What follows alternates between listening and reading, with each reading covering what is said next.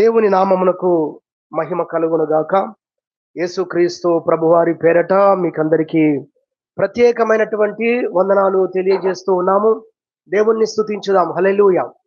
దేవుని పరిశుద్ధ గ్రంథములో నుండి ఈ దినం ఒక ప్రత్యేకమైనటువంటి వాక్యాన్ని మనం విందాం. దేవుని పరిశుద్ధ గ్రంథములో నుండి ఒక ప్రత్యేకమైనటువంటి వర్తమానం ప్రభువును స్తుతించుట కొరకు, గణపరచుట కొరకు మనము నేర్చుకుందాం. ఈరోజు ప్రభువు మనతో మాట్లాడాలని ఆయన ఉద్దేశించినటువంటిది, మా మనసులో పెట్టినటువంటి మాట ఏంటంటే, ఆయన ఎవరు అన్న దాంట్లో, ఆయన ఏ విధంగా మనకు సహాయం చేశాడు అన్న దాని విషయంలో, ఆయన మనలను ముట్టినవాడు అనేటువంటి ఒక పదము బైబిల్లో నుండి దేవుడు చూపించాడు. హల్లెలూయా. ఈ పదము నిజంగా చాలా లోతైనటువంటిది. దేవుడు మనలను ముట్టినటువంటి వాడు. అనేక వ్యక్తుల జీవితాల్లో ఆయన ఏ విధంగా వారిని తాకి, వారిని ముట్టి బాగు చేశాడో దేవుని పరిశుద్ధ గ్రంథంలో చూస్తాం. అలా భక్తుల జీవితాలను మనం జ్ఞాపకం చేసుకున్నప్పుడు మన జీవితాలను మనల్ని ఎలా దేవుడు దర్శించాడు అనేది మనం అర్థం చేసుకోవడానికి మనకు వీలవుతుంది.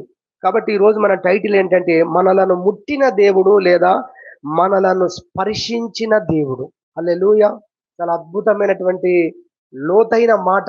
దాన్ని ధ్యానిస్తేనే దాని లోతును మనం తెలుసుకోగలం. మనలను స్పర్శించిన వాడు, మనలను ముట్టినటువంటి వాడు అన్న అంశాన్ని ఈరోజు మనం నేర్చుకోబోతున్నాం. దాన్ని బట్టి మనం దేవుణ్ణి స్తుతించటానికి ప్రభు తన ఆత్మ ద్వారా మనల్ని సిద్ధపరచును గాక. ఆమేన్. హల్లెలూయా. మొదటి అంశముగా జ్ఞాపకం చేసుకున్నట్లయితే, మొదటి అంశము, మన అపవిత్రతను తీసివేసే విధంగా దేవుడు మనల్ని తాకాడు లేదా ముట్టాడు లేదా ఆయన మనల్ని స్పర్శించాడు. హల్లెలూయా. మన జీవితాలలో పేరుకుపోయిన ప్రతి పాప క్రియలన్నీ తొలగిపోవునట్లుగా మనల్ని ముట్టినటువంటి వాడాయన. హల్లెలూయా. లేదా మనల్ని స్పర్శించినటువంటి వాడాయన. దేవుని పరిశుద్ధ గ్రంథములో చూస్తే, యెషయా గ్రంథము 6వ అధ్యాయము మనం చూసినట్లయితే, యెహోవా ప్రత్యక్షత ఇక్కడ ప్రవక్త చూస్తున్నది మనం కనబడుతుంది. 6వ అధ్యాయం 3వ వచనం, 1 నుంచి చదువుకోవచ్చు, కానీ 3వ వచనం చూద్దాం. వారు అనగా పైన ఉన్నటువంటి కెరూబులు, సైన్యములకు అధిపతియగు యెహోవా పరిశుద్ధుడు, పరిశుద్ధుడు, పరిశుద్ధుడు, సర్వలోకము ఆయన మహిమతో నిండి ఉన్నది అని గొప్ప స్వరముతో గాన ప్రతిగానములు చేయుచుండిరి. వారి కంఠస్వరముల వలన గడప కమ్ముల పునాదులు కదులుచు మందిరము ధూమము చేత నిండగా. 5వ వచనం, నేను అపవిత్రమైన పెదవులు గలవాడను, అపవిత్రమైన పెదవులు గల జనుల మధ్యను నివసించువాడను. ప్రవక్త మనసులో కానీ పెదాల నుండి రాని అది వరకు మనము వినని ఒక మాటలు ఇక్కడ మనం చూస్తూ ఉన్నాం. దేవుని ప్రత్యక్షత ఎప్పుడైతే యెషయా ప్రవక్తకు కలిగిందో, ఆ పరిశుద్ధతను చూసిన తర్వాత, ఆ పరిశుద్ధత యొక్క మహిమను చూసిన తర్వాత తనెంత అపవిత్రుడో తెలుసుకున్నాడు. అర్థమైపోయింది, గ్రహింపులోకి వచ్చేసింది. దేవుని యొక్క దివ్య దర్శనము ఆయన మహిమ చేత భక్తుణ్ణి స్పర్శించగా, తాకగా, ఆ వెలుగు చేత ఆయనను కలుసుకోగా, భక్తుని యొక్క తానెంత మురికిగా ఉన్నాడో, మైలగా ఉన్నాడో, అపవిత్రంగా ఉన్నాడో అర్థమైపోయి ఇవి అంటున్నాడు, అయ్యో నేను అపవిత్రమైన పెదవులు గలవాడను, అపవిత్రమైన జనుల మధ్యలో నివసించేవాణ్ణి నేను. ఆయన ఎంత పరిశుద్ధుడు, ఆయన పరిశుద్ధత ముందు నా బ్రతుకు, నా జీవితం ఎలా ఉన్నది అన్నట్లుగా భక్తుడు చెప్పడాన్ని మనం చూస్తూ ఉన్నాం. అయితే ఆ పరిస్థితుల మధ్యలో, నేను నశించి తిని రాజును, సైన్యములకు అధిపత్యకు యెహోవాను నేను కన్నులారా చూచితను అనుకొంటిని, కానీ పరిస్థితి ఇది అన్నట్టుగా ఆయన మాట్లాడుతున్నాడు. అయితే దేవుడు ఏం చేశాడో 6వ వచనం చూడండి. 6వ అధ్యాయం 6వ వచనం, అప్పుడు ఆ శరాపులలో నొకడు తాను బలిపీఠం మీద నుండి కారుతో తీసిన నిప్పును చేత పట్టుకొని నా యొద్దకు ఎగిరి వచ్చి ఏం చేస్తుండంటే, నేను అపవిత్రమైన పెదవులు గలవాడను అన్నాడు కదా. నా నోటికి దాన్ని తగిలించి, ఇది నీ పెదవులకు తగిలను గనక నీ పాపమునకు ప్రాయశ్చిత్తమాయను, నీ దోషము తొలగిపోయెను అనెను. దేవుని నామానికి మహిమ కలుగును గాక. హల్లెలూయా. అనగా అపవిత్రమైనటువంటి పెదవులు కలిగి, అపవిత్రమైనటువంటి స్థితిగతులను కలిగి ఉన్న ఆయన దేవుని సన్నిధిలో కేక వేసి తన పాపాన్ని, స్థితిని ఒప్పుకుంటూ ప్రార్థిస్తున్న సమయంలో దేవుడు తన దూత ద్వారా చేసిన కార్యం ఏంటంటే, తన యొక్క పెదవులను మరి నిప్పుతో బలిపీఠం మీద నుండి తీసుకొని వచ్చిన నిప్పు. ఇవన్నీ చాలా లోతైన విషయాలు. బలిపీఠం నుండి తీసుకొని వచ్చిన నిప్పుతోని కాలిస్తేనే ఎందుకు పరిశుద్ధత అంటే అక్కడ పాపములకు ప్రాయశ్చిత్తము జరిగింది. హల్లెలూయా. అందుకే ఆ బలిపీఠం మీద ఉన్నటువంటి నిప్పును తీసుకొని వస్తున్నాడు దేవదూత. అది మామూలు సామాన్యమైనటువంటి నిప్పు కణము కాదు, అది బలిపీఠం మీద నుండి తీసుకొని వచ్చింది. దాని చేత ప్రవక్త యొక్క పెదవులను తాకించంటున్నాడు, ఇప్పుడు నీ పాపము తొలగిపోయింది, నీ దోషమంతా తొలగిపోయింది. నౌ యు ఆర్ రైట్, నువ్వు పరిశుద్ధుడవు, నువ్వు సరిగా ఉన్నావు ఇప్పుడు. ఇది దేవదూతే ప్రకటిస్తున్నాడు, దేవుడే ప్రకటింపజేస్తున్నాడు అన్న విషయాన్ని మనం ఇక్కడ అర్థం చేసుకోవాలి. కాబట్టి దేవుడు మనల్ని దర్శించిన సమయములలో మన బ్రతుకులో ఉన్న పాపమంతా ఈ విధంగానే తొలగిపోయింది.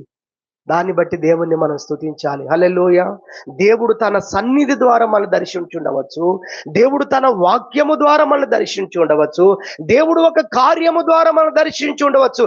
కానీ దేవుని యొక్క దర్శనమే మన బ్రతుకును, మన జీవితంలో కార్యము చేసింది అన్నదాన్ని మనం మర్చిపోవద్దన్నాడు కూడా. హల్లెలూయా. ఒకసారి ప్రభు వారితో మాట్లాడుతూ వాక్యాన్ని బోధిస్తూ, పరలోక విషయాలు బోధిస్తూ అంటాడు, ఇప్పుడు ఈ మాటలు మీరు విన్నారు గనక మీరు పరిశుద్ధపరచబడ్డారు అన్నాడు. అది ఎంత విచిత్రం అసలు. ఈ మాటలు మీరు విన్నారు గనక మీరు పరిశుద్ధులైపోయారన్నాడు ప్రభు. అనగా ఆయన మాట ద్వారా పరిశుద్ధపరిచేవాడై ఉన్నాడు, ఆయన కార్యము ద్వారా పరిశుద్ధపరిచేవాడై ఉన్నాడు, ఆయన సన్నిధి ద్వారా పరిశుద్ధపరిచేవాడై ఉన్నాడు. హల్లెలూయా. నీకు ఒక విచిత్రమైన విషయం చెప్తాము, ఇప్పుడు జ్ఞాపకం వస్తుంది. వారు ఎర్ర సముద్రములో పడి నడిచిపోయారు కదా. హెబ్రీ పత్రికలో మోషే ఏం రాశాడో తెలుసా? మనం చూస్తే కొత్త నిబంధనలో, పాత నిబంధనలో జరిగిన సంఘటన, కొత్త నిబంధనలో ఏం చెప్పాడో తెలుసా? వారు మరి సముద్రములో బాప్తిసం పొందారు అన్నాడు. చూసారు ఎంత కొత్త విషయమో. హల్లెలూయా. వారు మేఘమును అనుసరించి నడిచారు కదా, వారు మేఘములో బాప్తిసం పొందారు అన్నాడు. ఇవన్నీ వాక్యంలో ఉన్న విషయాలు. ఎంత ఆశ్చర్యం. దేవుడు నిజముగా మనల్ని ఎలా దర్శించేవాడు, ఎలా ఆయన మనం పరిశుద్ధపరుస్తూ ఉన్నాడు. ఒక మాట ద్వారా, ఒక కార్యము ద్వారా, ఒక గ్రహింపు ద్వారా మన జీవితాలను ఆయన దర్శించిన వాడు. ప్రవక్త యెషయాను దర్శించినట్టు మనల్ని దర్శిస్తేనే మన పాపాలను మనం ఒప్పుకున్నాం, మనలో పశ్చాత్తాపము కలిగింది, పాపాలను ఒప్పుకున్నాం, దేవుని సన్నిధికి వచ్చి మనము మన జీవితాన్ని సమర్పించుకున్నాము. కాబట్టి మొదటి అంశంగా మన అపవిత్రతను తీసివేసే విధంగా దేవుడు మనల్ని ముట్టాడు, తొలగిపోయే విధానంలో ముట్టాడు. అందుకే దేవుణ్ణి మనం స్తుతించాలి. మన అపవిత్రత తొలగిపోయే విధానములో మన జీవితాన్ని ఆయన స్పర్శించినటువంటి వాడు. ఇదిగో బైబిల్ గ్రంథంలో చూస్తాం, లూకాసు వార్త 19వ అధ్యాయంలో జక్కయ్య అనేటువంటి ఒక వ్యక్తి మనకు కనబడతాడు. చాలా గొప్ప విషయం. చాలా ఇప్పటికీ ఇంకా జక్కయ్య సందర్భాన్ని ఇంకా నేర్చుకుంటూనే ఉన్నాము. మేమైతే ఇంకా కొత్త విషయాలు నేర్చుకుంటూనే ఉన్నాం. ఇంకా ఆసక్తి కలుగుతూనే ఉంది జక్కయ్య గురించి. ఆసక్తికరమైన విషయం ఏంటంటే, జక్కయ్య నిజానికి ఎవరో ముఖము చూసి పోదామని వచ్చేవాడైతే, ఆయన కనపడకపోతే ఈ రోజు వీలు కావట్లేదు, చూస్తే చూసాము, లేకపోతే ఇంటికి వెళ్ళేవాడు. ఎవరో రాజకీయ నాయకుడు మన పట్టణానికి వస్తే కేవలం చూద్దామనే ఒక ఆసక్తితో మనం వెళ్తే, చూద్దామనే ఒకే ఒక నిర్ణయంతో వెళ్తే, అందితే చూస్తాము, అందపోతే ఇంటికి వెళ్తాం. కానీ ఆయనకు ఒక అప్లికేషన్ ఇవ్వాలి, లేదా మన నివేదిక ఆయనకి ఇవ్వాలి, లేదా మనం అంతకు మించి ఏది ఆశించినా మన అక్కడి నుంచి అంత సహజంగా అక్కడి నుండి వెళ్ళిపోం. హల్లెలూయా. జక్కయ్య యేసు ఎవరు అని ఎందుకు చూడగోరాడంటే, జక్కయ్య యేసును గూర్చి విన్నాడు. ఆయన ఏ విధంగా పాపులను క్షమిస్తున్నాడో, శాంతి సమాధానము లేనికుండా జీవిస్తున్న వారి జీవితాల్లో ఎలా సమాధానం నింపాడో, ఎలా వారి పాప బ్రతుకును మారుస్తున్నాడో కథలుగా విన్నాడు. గనుకనే ఆ యేసు ఎవరో చూద్దామనుకున్నాడు జక్కయ్య. హల్లెలూయా. అంత లోతుందండి. అందుకే ఆ యేసు కనబడకపోతే ఇంటికి వెళ్ళలేదు ఆయన. ఎన్ని ప్రయత్నాలు చేయాలో అన్ని ప్రయత్నాలు చేశాడు. ఆఖరి ప్రయత్నంలో సక్సెస్ అయ్యాడు. అది మేడు చెట్టు ఎక్కాడు. పిల్లోడా మేడు చెట్టు ఎక్కడానికి? అంత వయసున్నవాడు, అంత పెద్దవాడు, అతడు ఎన్నుకున్న చెట్టు, అక్కడ ఉన్న చెట్టు అదే, మరి దాన్నే ఎన్నుకున్నాడు. అది మేడు చెట్టు అని బైబిల్ చెప్తుంది. ఎక్కితే జారిపోతారంట, ఆ చెట్టును గురించి చెప్తూ ఉన్నారు. అంత ఈజీ కాదు ఆ చెట్టు ఎక్కడం. కానీ అంత తిప్పల పడి ఎందుకు ఎక్కాడంటే, ఆయన ఆయనను చూచుట ద్వారా, ఆయనను దర్శించుకోవటం ద్వారా ఏమైనా తన జీవితానికి జరుగుతుందేమోనన్న ఒక ఆశ జక్కయ్య లోపల ఎక్కడో ఉంది. ఏదో ముఖం చూసిపోతాడని యేసుప్రభు ఆయన ఇంటికి రాలేదు. హల్లెలూయా. అంత లోతుల్లో ఆయన యేసయ్యను వెతుకుతున్నాడు గనుకనే ఆయన కూర్చున్న చెట్టు క్రిందికి యేసు ప్రభు వచ్చి తల ఎత్తి పైకి చూసి, మేము అప్పుడప్పుడు అంటాం కదా, మీటింగ్ పెడతాడేమో, అప్పుడప్పుడు ఆయన బహుజన సమూహాలు వస్తే ఆడ కూర్చొని మీటింగ్ పెడతాడేమో, ఇప్పుడు ఈ మంచి చెట్టును ఎన్నుకున్నాడు, లేకపోతే నీడ ఉందని ఇక్కడ ఆగాడేమో అని అనుకోవచ్చు జనాలు. కానీ యేసు అందుకు రాలేదు. యేసయ్య జక్కయ్య కొరికి ఆ చెట్టు దగ్గరికి వచ్చాడు.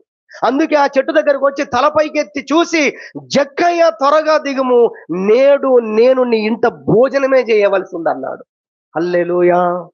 యేసు ప్రభు ఎప్పుడైతే తన ఇంట్లో అడుగు పెట్టాడో, ఎప్పుడైతే యెహోవా దర్శనము యెషయా ప్రవక్తకు కలిగిందో, తన జీవితము బట్టబయలైపోయినట్టుగా, అంత గొప్ప పరిశుద్ధుడు, అంత గొప్ప దేవుడు ఆయన ఎప్పుడైతే జక్కయ్య ఇంట్లో అడుగు పెట్టాడో, తన పాప రోత జీవితం అంతా అసహ్యం వేసింది. ఏమనలేదు యేసు ప్రభు. జక్కయ్య ఏం మాట్లాడాడు? ఏమనలేదు యేసు ప్రభు. జక్కయ్య ఏం మాట్లాడుతున్నాడు? ప్రభువా, నేను ఎవరెవరికి అన్యాయం చేశానో వాళ్ళకు తిరిగి 4 అంతలు ఇచ్చేస్తానయ్యా. ఏం జరిగింది? యేసు ప్రభువు జనాలను అనేకులను ముట్టి వారి రోగాలను స్వస్థపరిచాడు. ఇక్కడ జక్కయ్యను ఆయన భౌతికంగా తాకలేదు, కానీ జక్కయ్య హృదయాన్ని తాకాడు. హార్ట్ టచ్ అయిందండి అంటారు చూసారా? ఆ యేసయ్య రాక ఆయన ఆయన తీసుకున్న నిర్ణయము జక్కయ్య జీవితాన్ని మార్చివేసిందండి. పశ్చాత్తాపముతో నిండిపోయాడు. ప్రభువా, ఇలాంటి వ్యక్తి దగ్గర గాను వచ్చింది. మనుషులంతా కూడా నా గురించి ఎలా మాట్లాడుకుంటారు, అసలు నా జీవితం ఎలాంటిదో నాకు తెలుసు. అనేక మంది నిన్ను ఆరాధించి పూజించేవారు సమాజంలో గొప్ప గొప్ప స్థానాల్లో ఉన్నవారు ఉన్నారు. కానీ పాపి అయిన మనుషుడని నా గురించి చెప్పుకుంటారయ్యా. ఇలాంటి మనిషినా ప్రభువా నువ్వు ఎన్నుకున్నది అని జక్కయ్య హృదయము కదిలిపోయింది. పశ్చాత్తాపముతో నింపబడ్డాడు. ఆయన ఒప్పుకున్నాడు. ఎవరెవరికి అన్యాయం చేశావో తిరిగి వాళ్ళకు 4 అంతలు ఇస్తానని చెప్పాడు. కాబట్టి మనం అర్థం చేసుకోవాలి, ఎంతగా దేవుడు దర్శించాడంటే 4 అంతలు ఇచ్చేస్తాను.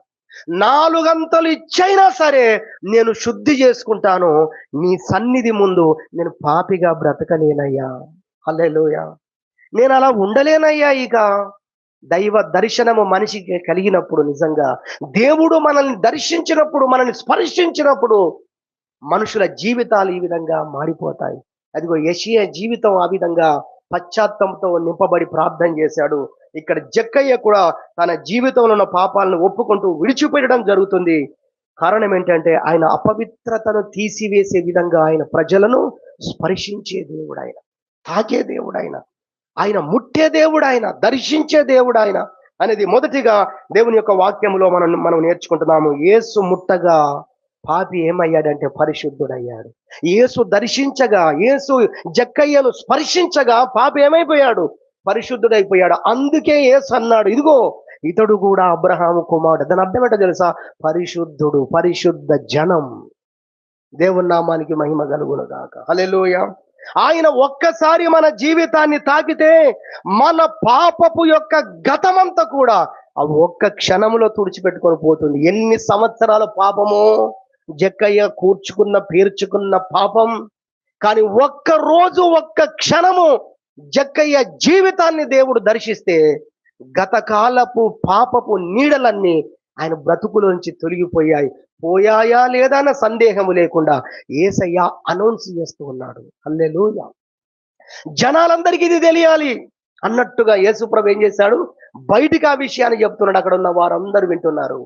నేనంటాను, జక్కయ్య విన్నాడు తన చెవులారా. హల్లెలూయా.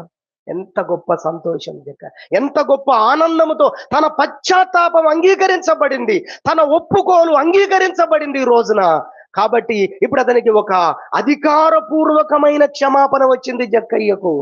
జక్కయ్య హృదయం అంతా సంతోషముతో మరి నిండిపోయింది అన్న విషయాన్ని మనం జ్ఞాపకం చేసుకోవాలి. అలా ఈ రోజు ఇక్కడ కూర్చున్న మన జీవితాలు, ఈరోజు ప్రపంచంలో ఉన్న అనేకుల వ్యక్తుల జీవితాల్లో ఆయన చెయ్యి పడగా, ఆయన యొక్క నీడ పడగా, ఆయన యొక్క స్పర్శ వారి జీవితంలోకి రాగా ఎందరో చీకటి బ్రతుకుల జీవితాలు నూతన సృష్టిగా మారిపోయాయి. హల్లెలూయా.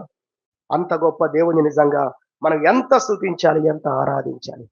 కుమ్మరి చేతులు మట్టి మీద పడగానే రూపము లేని ఒక మట్టి ఎంత అందమైన పాత్రగా అది తీర్చిదిద్దబడుతుందో, మన జీవితాల్లో ఆయన హస్తం మన జీవితాల మీదకి రాగా, ఆయన మనల్ని స్పర్శించగా, ఆయనకు ప్రియమైన పాత్రలుగా మనము మార్పు చెందడం మొదలెట్టాము. అది ఆయన చేతుల నైపుణ్యం, మన శక్తి కాదు, మన జ్ఞానం కాదు.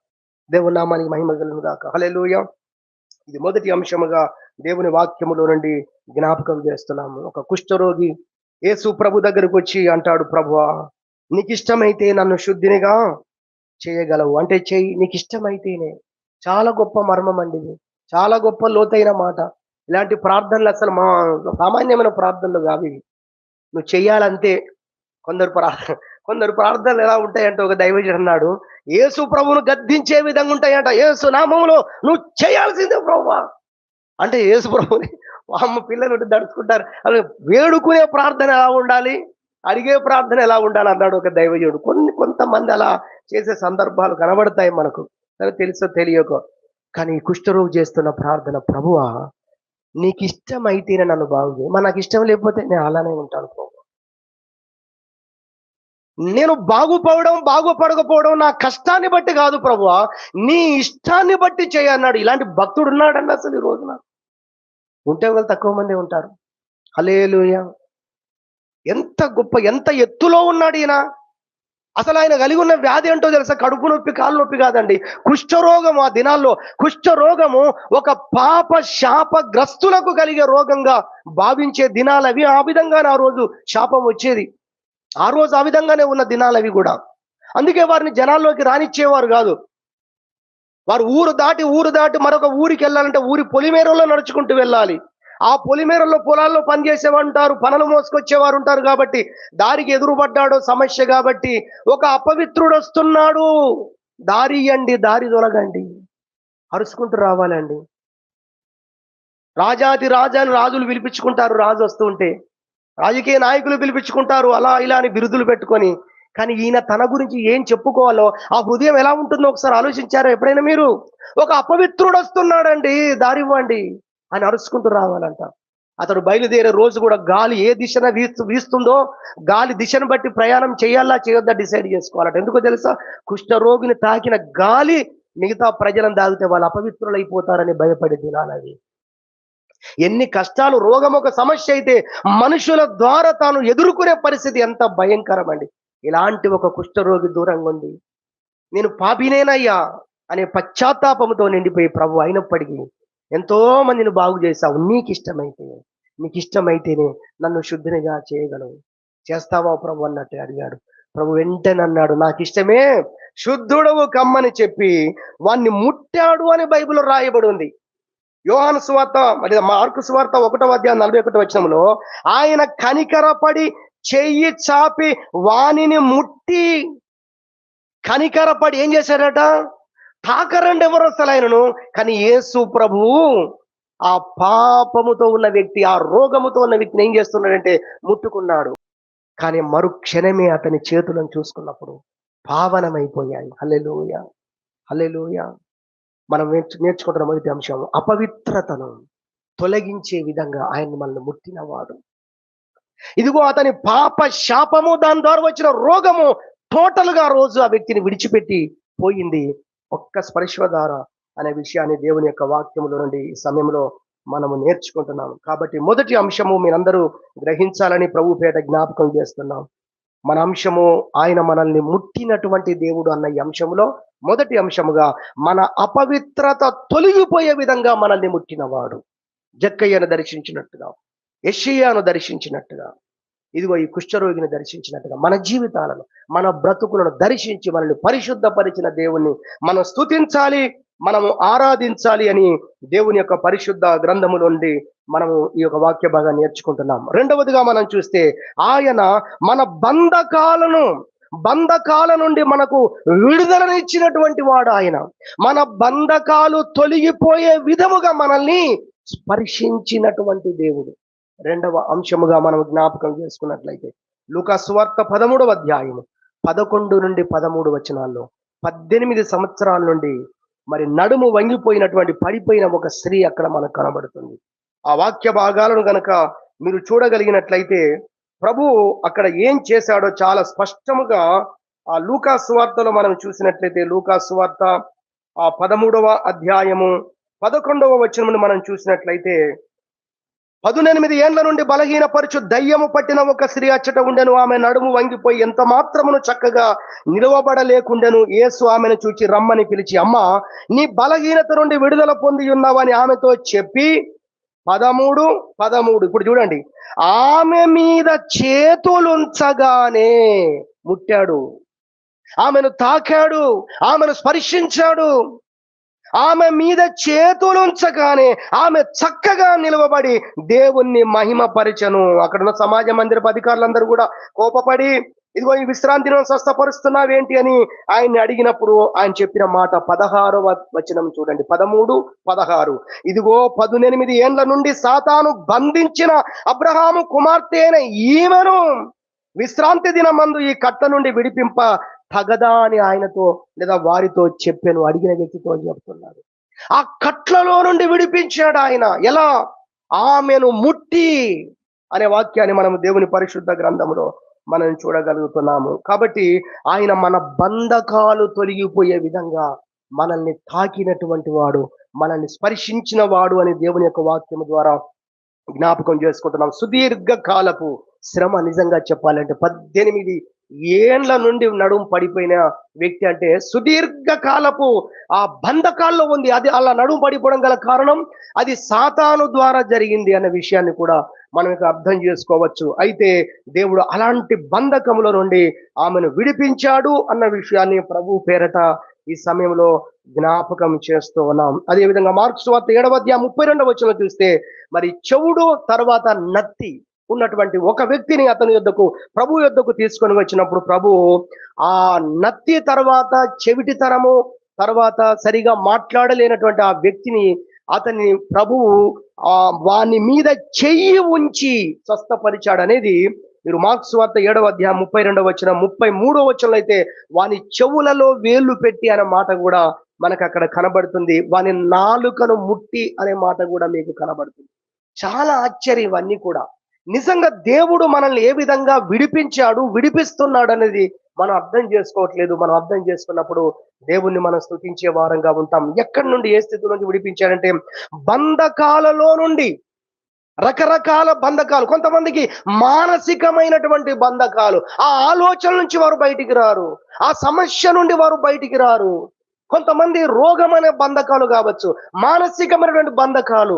వాటన్నిటిలో నుండి దేవుడు ఒక్కొక్కరిని ఏ విధంగా విడిపించవలనో తన వాక్యము ద్వారా, తన సన్నిధి ద్వారా, తన కార్యాల ద్వారా ఒక్కొక్కరిని ఆయన విడిపించటాన్ని దేవుని పరిశుద్ధ గ్రంథంలో మనం చూడగలుగుతున్నాం. కాబట్టి ప్రభువు మన జీవితాల్లో కూడా ఆయన మనల్ని విడిపించినటువంటి విధానం, మన ఆలోచన తీరును ఆయన మార్చినటువంటి విధానం, మన హృదయాల్లో, మన మనస్సులో ఏ బంధకాల్లో ఉన్నామో, ఏ బలహీనతలు ఉన్నామో వాటి నుంచి ప్రభు విడిపించిన విషయాలు మనం కూడా జ్ఞాపకం చేసుకొని దేవుణ్ణి స్తుతించాలి, దేవుణ్ణి గణపరచాలని దేవుని పరిశుద్ధ గ్రంథములో నుండి మనము నేర్చుకుంటున్నాం. అది రెండవదిగా మనం చూస్తున్నాం. పాపమును తొలగిపోయే విధంగా మనల్ని తాకిన వాడు, మనల్ని దర్శించిన వాడు లేదా స్పర్శించిన వాడు మొదటిదైతే, రెండవది మన బంధకాలు తొలగిపోయే విధంగా ఆయన మనల్ని దర్శించిన వాడు లేదా స్పర్శించిన వాడు. రెండవది సమయం అయిపోయింది, చదివినట్లుగా మీతో చెప్పేస్తాను. మూడవదిగా చూస్తే రోగి స్వస్థపడే విధముగా ఆయన స్పర్శించిన వాడు అనేది మనం తెలుసుకోవచ్చు. ఇది వరకు విన్న వాక్యాలు కూడా సరిపోతాయి. కుష్ఠరోగి సందర్భాన్ని మరలా మనం జ్ఞాపకం చేసుకోవచ్చు. అయితే మరి ఒక వృద్ధురాలని ఇప్పుడు జ్ఞాపకం చేయాలనుకుంటున్నాను. ఆమె పేతురు యొక్క ఆంటీ, అత్తమ్మ. ఆమె జ్వరముతో బాధపడుతుందట. యేసు ప్రభు వాళ్ళ ఇంటికి వచ్చాడు. మత్తయి సువార్త 8వ అధ్యాయం 14వ వచనంలో పేతురు యొక్క అత్తమ్మ పెద్ద మనిషి, ఆమె మరి జ్వరముతో ఉండగా ఆమె చేయి ముట్టగా ఆమె జ్వరము విడిచెను అని బైబిల్లో కనబడుతుంది. హల్లెలూయా. చూడండి, దేవుడు మనల్ని ముట్టినప్పుడు మన జీవితంలో జరిగిన నాకు స్వస్థత వచ్చేసిందండి. నేను చాలా సమస్య ఉండే, నేను ప్రార్థన చేసుకున్నాను, బాగైపోయాను, ఇలా చెప్పేస్తూ ఉంటాం. కానీ దాని ముందు ఏం జరిగిందంటే ప్రభువు హస్తము నిన్ను తాకింది. హల్లెలూయా. నీ వ్యాధి నుండి, నీ సమస్య నుండి దేవుడు నిన్ను బాగుపడడానికి ఆయన నిన్ను స్పర్శించాడు. నీ యొద్దకు ప్రభువు వచ్చి వెళ్ళాడు అన్న విషయాన్ని నువ్వు గ్రహించాలి.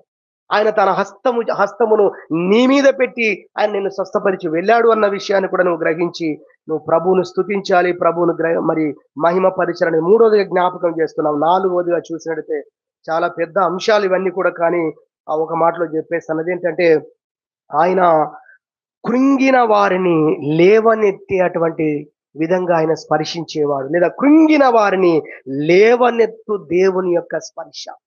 ఆయన తాకినప్పుడు, ఆయన ముట్టినప్పుడు కృంగిపోయినటువంటి వారు కూడా ఏమైపోతారండి? లేచి చక్కగా నిలబడతారు. ఇదిగో ప్రభువా, నా పితరుల కంటే నేను గొప్పవాణ్ణి కాదు, నా ప్రాణం తీసుకో అన్నాడు ఏలియా. కానీ బైబిల్ గ్రంథములో మీరు చూసినట్లయితే మరి ఏలియా యొద్దకు దేవుని యొక్క దూత వచ్చి ఆయనను ముట్టెను అని బైబిల్లో కనబడుతుంది. అన్ని ఎందుకు రాయించాడు బైబిల్లో మనం ఆలోచన చేయాలి. ఆయన ముట్టాడు అని బైబిల్లో స్పష్టంగా రాసింది. ఆయన యొక్క స్పర్శ మనకు తగిలినప్పుడు, భక్తులకు తగిలినప్పుడు, వ్యక్తుల జీవితాల్లోనికి వచ్చినప్పుడు వారు ఏ విధంగా మారిపోయారో మనం అర్థం చేసుకోవాలి. తెలియకనే ప్రభువా నన్ను ముట్టండి నాయన చాకరు ప్రార్థన చేస్తాం. అది ఎంత ప్రభావితమో కదా. హల్లెలూయా. నా ప్రాణం తీసుకో ప్రభు అని ప్రార్థన చేసిన ఏలియా లాంటి వ్యక్తి ఎంత బలహీనతలోకి వెళ్తే ఆ మాట అనాలండి. ఆకాశం నుంచి అగ్ని దింపిన శూరుడే ప్రార్థన చేసి 850 మంది ముందు నిలబడి యెహోవా తప్ప వేరొక దేవుడే లేడని చెప్పిన వాడు ఏ పరిస్థితుల్లో గెలిపాడు, ఎంత కృంగిపోయాడు. కానీ ఆయన ఎంత సులువుగా దేవుడు లేపాడంటే ఆ యొక్క ఏలియాను ప్రభువు ముట్టి తన దేవదూత ద్వారా ముట్టి ఆయనను లేపినట్లుగా 40 రాత్రింబగళ్ళు ఆగకుండా పరిగెత్తి దేవుని కొండ అనే హోరేబు పర్వతానికి చేరినట్లుగా దేవుని వాక్యములో మనం చూడగలము. కృంగిపోయింది ఒక తల్లి కూడా, పాపం చాలా సంవత్సరాల సంతానం కోసం ఎదురు చూసి కృంగిపోయింది. రోజు దుఃఖమే, రోజు ఏడిపే ఆమెకు.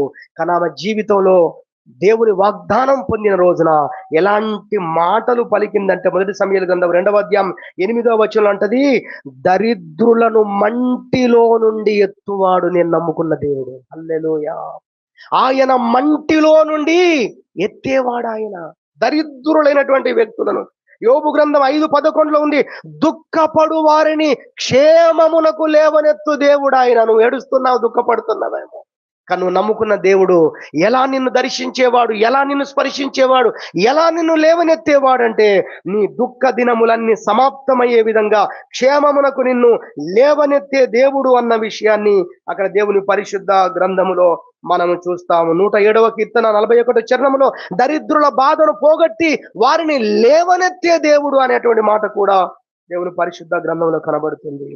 ఎన్నిసార్లు దేవుడు అద్భుతాలు చేసినా నమ్మని మందమతులంగా మేమున్నామే. ఎప్పుడు ఆయనను అపనమ్మకంతోనే చూసామే, ఎప్పుడు ఆయనకు సరిగ్గా మేము సంతోషకరంగా లేమే అని అనుకుంటున్నటువంటి పరిస్థితుల్లో పేతురు ఒక రోజు వెళ్ళిపోయాడు ఆ పరిస్థితులకి. బాగా యేసు ప్రభు అద్భుతం చేసినాక ఆయన అంటాడు, ప్రభువా నేను పాపాత్ముని, సింగిల్ గా మాట్లాడాడు, నేను పాపాత్ముని ప్రభువా, నన్ను విడిచి పోంబు అని అన్నాడు. చూసారా ఎంత కృంగిపోయాడంటే, ప్రభువా నాలాంటోని పట్టుకొని నువ్వు ఎంతకాలం అని ఉంటావు నాయన, మాలాంటి వాళ్ళతో ఎంతకాలం ఉంటావు నాయన, నువ్వు ఎన్ని కార్యాలు చేసినా నమ్మలేదు.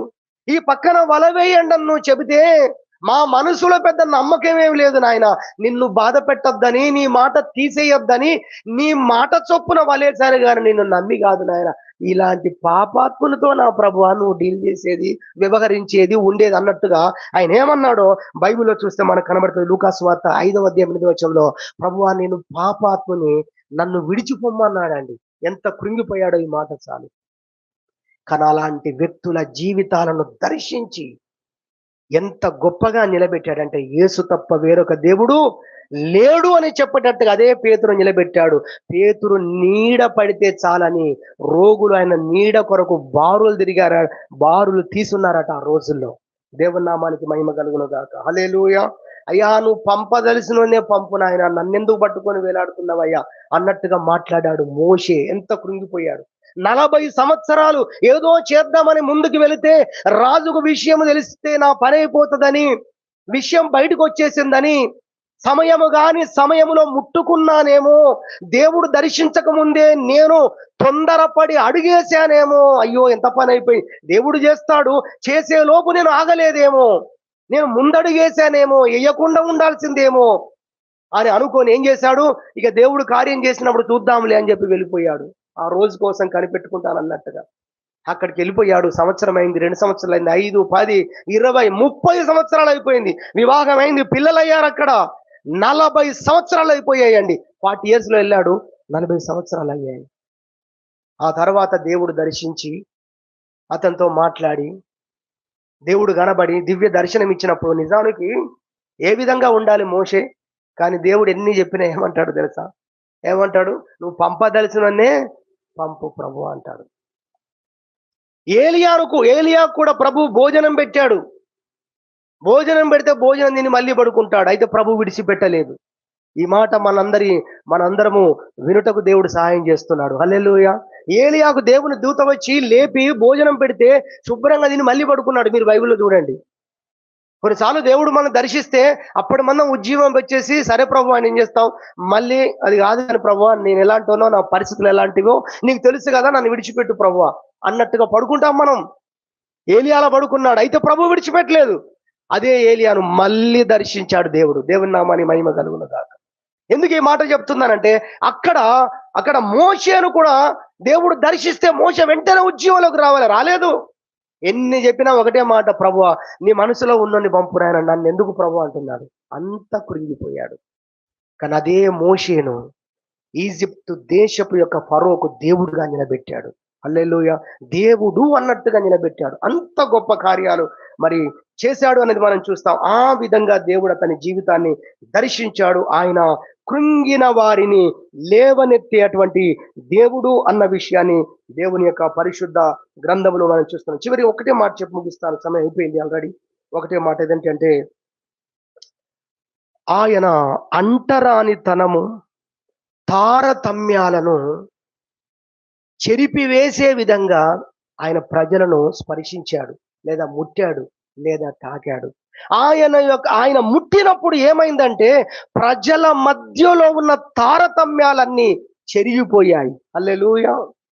ఆయన స్పర్శించినప్పుడు ప్రజల మధ్యలో ఉన్నటువంటి అంటరానితనం ఏదైతే ఉందో అది చెరిపేశాడండి దేవుడు. ఇది చాలా లోతైన విషయము. 2 మాటలు చెప్పి నేను ముగిచ్చేస్తాను. దేవుని పరిశుద్ధ గ్రంథంలో చూస్తే, సమరయ స్త్రీ యాకోబు బావి దగ్గర ఉన్నప్పుడు ఆమంటది, మేము సమరయులమయ్యా, మాతో మీరు మాట్లాడుటకైనను ఈ నీళ్లు ఇచ్చిపుచ్చుకోవడాలు ఇవన్నీ కుదరవు కదా. హల్లెలూయా. ఈరోజు ప్రపంచ వ్యాప్తంగా కులము అనే దాన్ని లేకుండా మనుషులందరూ ఒక్కటేనని చెప్పి స్థాపించి, మనుషులందరినీ ఒక్క కుటుంబము, దేవుని కుటుంబం అని చెబుతూ మనుషులందరినీ ఏకము చేస్తున్న గ్రంథం ఏదైనా ప్రపంచంలో ఉందంటే ఇదిగో ఈ మన యొక్క బైబిల్ మాత్రమే. స్తోత్రం చెప్పామా. హల్లెలూయా. అంత గొప్ప దేవుడు అండి మన దేవుడు. తారతమ్యాలు లేకుండా ఇదిగో ఆయన సుంకరుల యొద్దకు వెళ్ళి భోజనము చేసి, జక్కయ్య ఇంటికి వెళ్ళి వాళ్ళ జీవితాలను, వాళ్ళ బ్రతుకులను మార్చేశాడండి ఆయన. చిన్న పెద్ద లేదా ఇటువంటి తారతమ్యాలు కాదు. అందరము కూడా దేవుని పిల్లలము. మనమందరము దేవుని సంతానం, మీరందరూ దేవుని సంతానం అని ఒక్కతాటి మీదకి, ఏకతాటి మీదకి తీసుకొని వచ్చినటువంటి వారు ప్రభు. అంతేకాదండి, తారతమ్యాలను చెరిపేశాడు. దానికోసము ఆయన ఎలా స్పర్శించాడో ఒకటే మాట చెప్పి ముగిస్తాను. ఆయన ఒక రోజు ఒక బేషన్ తీసుకున్నాడు, ఒక పాత్ర తీసుకున్నాడు, ఆ పాత్ర నిండా నీళ్లు నింపుకున్నాడు, ఒక టవాల్ తీసుకున్నాడు, నడుము కట్టుకున్నాడు, ఇంకో టవాల్ భుజం మీద వేసాడు. ఈ దృశ్యం అంతా పనివాళ్ళు, యూదుల ఆచారం ఏంటంటే భోజనం చేయడానికి ముందు వారు చక్కగా వారి చేతులను శుభ్రపరుచుకుంటారు, వారి కాళ్ళను శుభ్రపరుచుకుంటారు. అది జరిగితే గాని వాళ్ళు భోజనం టచ్ చేయరు. అంత నిష్టగా యూదుల ఆచారం అది. కాబట్టి వాళ్ళు సమూహంగా గాని, వ్యక్తిగతంగా గాని భోజనం చేసేటప్పుడు ఇవన్నీ జరుగుతాయి. ఆ రోజు ఇంకా పస్కా అలాంటి పరిస్థితి. కాబట్టి ఈ ఈ భోజనమును చేసే టైంలో యూదులకు కామన్ ఆచారం గనక, ఆ టైంలో వారికి ఒక దాసుడు గావాలి. కానీ అక్కడ దాసుడు లేడు. అయితే యేసు ప్రభువే దాసుడుగా మారాడు. హల్లెలూయా! ఒక్కటే విషయం ఇక్కడ మీరు క్యాచ్ చేయాలి. అదేంటంటే యేసు ప్రభువు మనం నేర్చుకుంటున్న అంశము, ఆయన మన జీవితాలను ముట్టినవాడు. మన జీవితాలను స్పర్శించిన వాడని మనం నేర్చుకుంటున్నాం గదా! ఆయన మన జీవితాలను ఎలా స్పర్శించాడంటే తన చేతితో శిష్యుల పాదాలను తాకాడు. హల్లెలూయా! ఏం చేశాడు? మన అంశం అదే గదా! ముగిస్తున్నాను అయిపోయింది. శిష్యుల పాదాలను ఏం చేశాడు? తాకాడు. తాకి ఏం చేశాడు తెలుసా? నేను ప్రభువును, నేను బోధకుడను, నేను మీ పాదాలు కడగగా, ముట్టగా, తాకగా మీరు ఒకరి పాదాలొకరు కడగాల్సిందే అన్నాడు. అంటే ఏం చేశాడు? ఏం చేశాడు? నేను పెద్ద, నేను బోధకుణ్ణి అనేటువంటి అది ఆ అహము లేదా ఆ గర్వము లేదా అలాంటిది నాలో ఉండకూడదు. ఆ హెచ్చింపు స్వభావం ఉండకూడదు. చెప్పాలంటే దానికి ముందు వాళ్ళు మనలో ఎవరు గొప్పవారు అని వాదులాడుకున్నారంట. ఆ ప్రకారంగా ఇప్పుడు చెప్పాలంటే దాన్ని కడిగాడు దేవుడు ఆ రోజండి. హల్లెలూయా! అది మీలో ఉండకూడదు. అలా దేవుడు శిష్యుల యొక్క హృదయాలను కడిగాడు ఆ రోజు.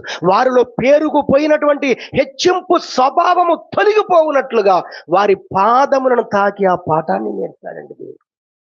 ఆయన జీవితం అంతా, ఆయన మాటలంతా, ఆయన కార్యాలన్నీ మన జీవితాన్ని స్పర్శిస్తూనే ఉన్నాయి, తాకుతూనే ఉన్నాయి. అందుకే మన జీవితాల్లో మార్పు.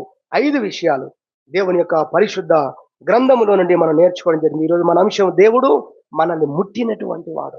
మనల్ని ముట్టిన దేవుడు లేదా మనల్ని స్పర్శించిన దేవుడు అనేటువంటి ఈ అంశములో ఆయన మన యొక్క పాపములు తొలగిపోవునట్లుగా ఆయన మనల్ని ముట్టినటువంటి వాడు లేదా స్పర్శించిన వాడు అనే విషయాన్ని దేవుని యొక్క వాక్యములోంచి మనం విన్నాం. రెండవదిగా మన బంధకాలు తొలగిపోవునట్లుగా మనల్ని ముట్టినవాడు, స్పర్శించిన వాడు అనేది విన్నాం. మూడవదిగా మన రోగములు తొలగిపోవునట్లుగా మనల్ని స్పర్శించిన వాడు అనేది విన్నాం. నాలుగవదిగా కృంగిన వారిని వారు లేచే విధంగా వారిని స్పర్శించిన వాడు లేదా తాకినవాడు, ముట్టినవాడు అనేది మనము దేవుని యొక్క వాక్యములో నాలుగవదిగా విన్నాం. చివరిగా ఐదవదిగా అంటరానితనాన్ని, తారతమ్యాలన్నీ తొలగిపోయే విధంగా ఆయన తన కార్యాల ద్వారా మన జీవితాలను, మన బ్రతుకులను దర్శించిన వాడనేది ఐదవదిగా వింటున్నాం. దేవుడి వాక్యమును మనందరి నిమిత్తమై దీవించునుగాక. ప్రార్థన చేసుకుందాం.